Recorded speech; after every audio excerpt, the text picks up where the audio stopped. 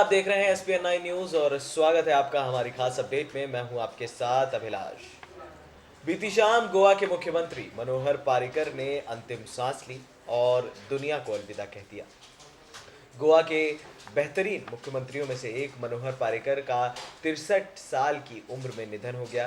पिछले एक साल से कैंसर से पीड़ित थे और इसके बाद आखिरकार मनोहर पार्रिकर ने दुनिया को अलविदा कह दिया।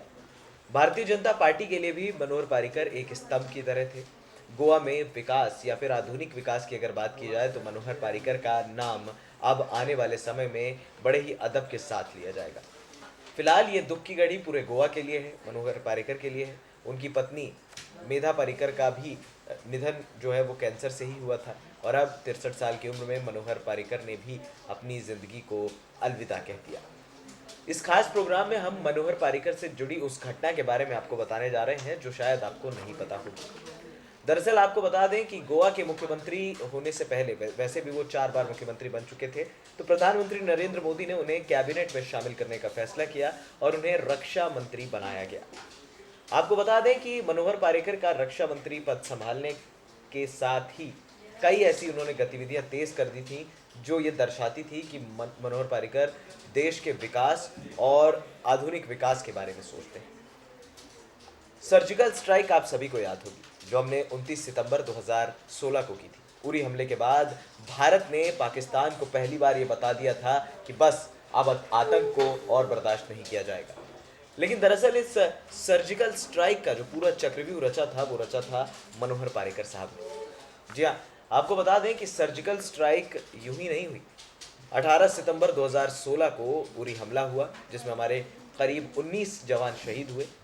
कायराना हमले में उन्हें एक दर्दनाक उनकी ज़िंदगी ख़त्म हुई। लेकिन उसके बाद 29 सितंबर को हमने काउंटर अटैक किया और सर्जिकल स्ट्राइक के माध्यम से पाकिस्तान यानी कि पाक ऑक्यूपाइड कश्मीर में हमने घुस कर मारा और ट्रेनिंग कैंप्स को तबाह किया। लेकिन इसकी तैयारी इससे पहले 15 महीनों से चल रही थी। दरअसल आपको बता दें कि 9 जून 2015 को NSCN-K टेररिस्ट कैंप को तबाह करने के पीछे भी मनोहर पार्रिकर का ही हाथ था। जिस तरह से उन्होंने सेना की हौसला अफजाई की, जिस तरह से सेना को उन्होंने साफ तौर पर कहा कि आप अब जो हैं इन आतंकियों को खदेड़ कर मारें।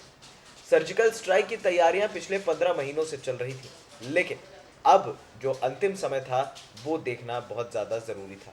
फिलहाल अगर आप करंट सिनेरियो को देखें तो हम सर्जिकल स्ट्राइक को जो है बड़े ही अदब के साथ और एक बड़े सम्मान के साथ देखते हैं, एक बोल्ड स्टेप के साथ देखते हैं भारत की। 9 जून 2015 को जब NSCN-K टेररिस्ट को मार गिराया था यहाँ पर भारतीय सेना ने, उसके बाद भारतीय सेना का पराक्रम पूरी तरह से पूरी दुनिया ने माना था। उस दौरान मनोहर पार्रिकर से एक सवाल पूछा गया। एक पत्रकार ने उनसे सवाल पूछा कि आपने मणिपुर में तो टेररिस्ट कैंप्स को तबाह कर दिया, लेकिन क्या आप में इतना दम है कि आप पाकिस्तान में लोगों को ख़त्म कर सकते हैं या फिर जो पाकिस्तान से जो आतंकी आते हैं आप उनको ख़त्म कर सकते हैं? अब उरी हमले ने आग में घी डालने का काम किया। दरअसल आपको बता दें कि 18 सितंबर 2016 को जब उरी हमला हुआ तो पूरा देश हिल गया। हर कोई कह रहा था कि आखिर बदला कब लिया जाएगा।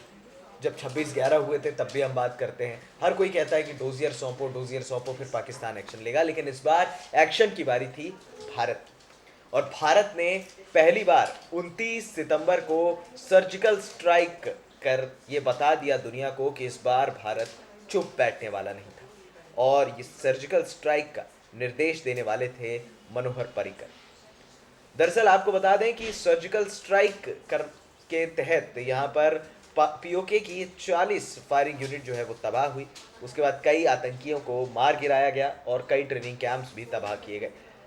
इस सर्जिकल स्ट्राइक में पहली बार DRDO द्वारा निर्मित स्वाति वेपन लोकेटिंग रडार का इस्तेमाल किया गया, जिससे सर्जिकल स्ट्राइक होने के बाद 3 महीने बाद जो है वो शामिल कर लिया गया सेना के खाते में। लेकिन सर्जिकल स्ट्राइक का जो बदला मनोहर पार्रिकर ने लिया, उसके बाद मोदी सरकार की हर जगह वाहवाही होने लगी, मनोहर पार्रिकर की हर जगह वाहवाही होने लगी। लेकिन ये जवाब था हमारे दुश्मनों को, ये जवाब था उन पाकिस्तानियों को, ये जवाब था उन आतंकियों को कि भैया अब सुधर जाओ, अब हमारा देश चुप बैठने वाला नहीं। आज मनोहर पार्रिकर जहाँ भी होंगे वो ये देख के बड़ा खुश हो रहे होंगे कि भारत अब जवाब देना सीख गया है और पहली पहल मनोहर पारिकर ने ही की थी। SPN9 न्यूज़ मनोहर पारिकर के जज्बे को सलाम करता है। फिलहाल इस खास प्रोग्राम में इतना ही।